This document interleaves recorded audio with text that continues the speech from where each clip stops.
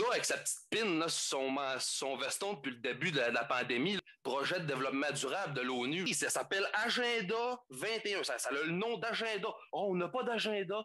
Asti, ça a été implanté en 94 au sommet de Rio. Puis Arruda, il vient nous dire après ça qu'il est pour les Québécois, puis pour les Québécois. Pas une crise de foi, il y a une pine du Québec sur son esti de veston.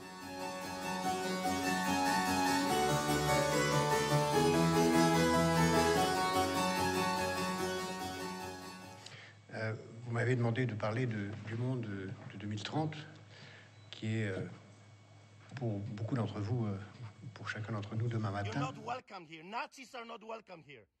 Vous avez fait assez de biologie pour savoir que la vie elle-même n'est qu'un bricolage entre deux formes de mort.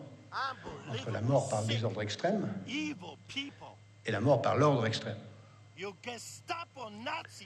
C'est un bricolage. Et l'organisation sociale humaine, ça n'est aussi rien d'autre qu'un bricolage entre deux formes de mort. Unbelievable.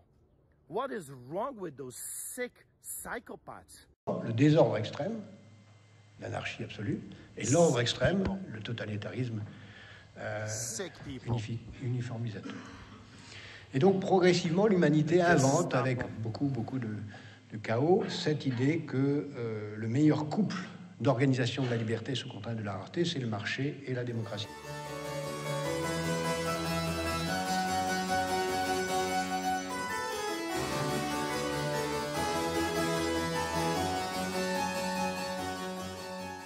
See the line where the sky meets the sea, it calls me, and no one knows.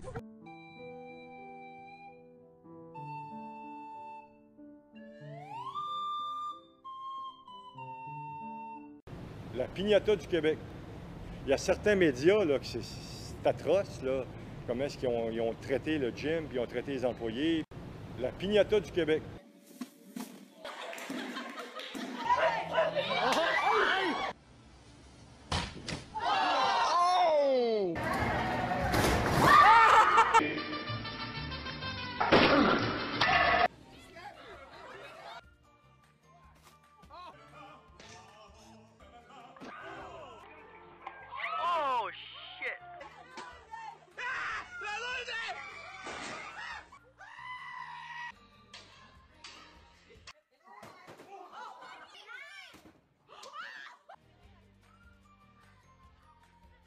L'entrevue qu'a accordée Dan Marino à notre collègue Pierre-Alexandre Bolduc hier continue de faire réagir. C'est la première fois que l'entrepreneur s'adressait aux médias depuis l'éclosion qui a généré plus de 500 cas indirects et directs en avril dernier. Bonsoir Jean-François, si vous voulez vous avancer vers le plateau. J'arrive! Bon, Jean-François qui nous arrive. Par ce robot de téléprésence, vous m'avez dit cet après-midi que c'était comme Zoom, mais sur les stéroïdes. Là, on monte un nouveau niveau. C'est un peu ça. Mon objectif, c'est que cet été, je puisse participer au téléjournal puis être les deux pieds dans la piscine. Donc, je me rapproche de mon but tranquillement. Celui dans lequel je me trouve s'appelle Victor parce qu'ils ont un prénom.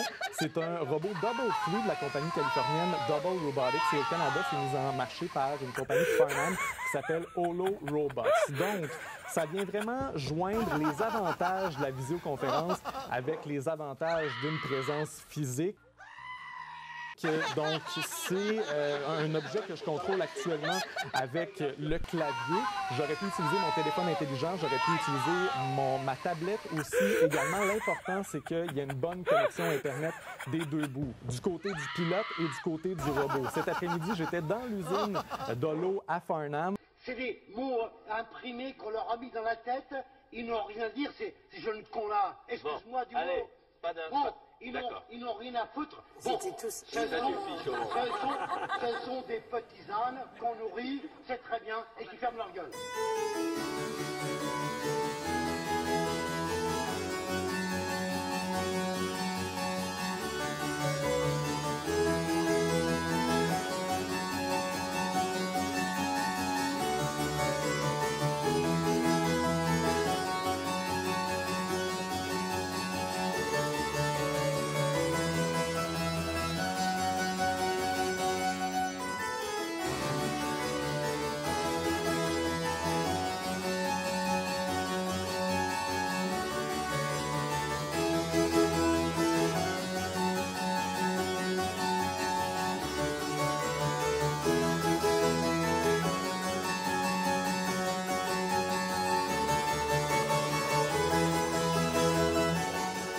que se concentrer sur les vivants oblige à tenir compte des morts.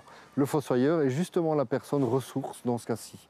C'est elle qui fait le lien entre les vivants et les morts. Donc revaloriser cette profession, c'est aussi rappeler au fossoyeur qu'il a un rôle social. Die wussten, dass wir kommen. Und die Disk ist weg. Die Disk ist weg. Haben Sie, hören Sie mich, die Liste ist gestohlen worden. Alors, je suis responsable d'édition de ce journal. Voir un propriétaire ensuite s'en laver les mains alors que ça a des conséquences sur toute la ville de Québec, de graves conséquences, c'est vraiment choquant.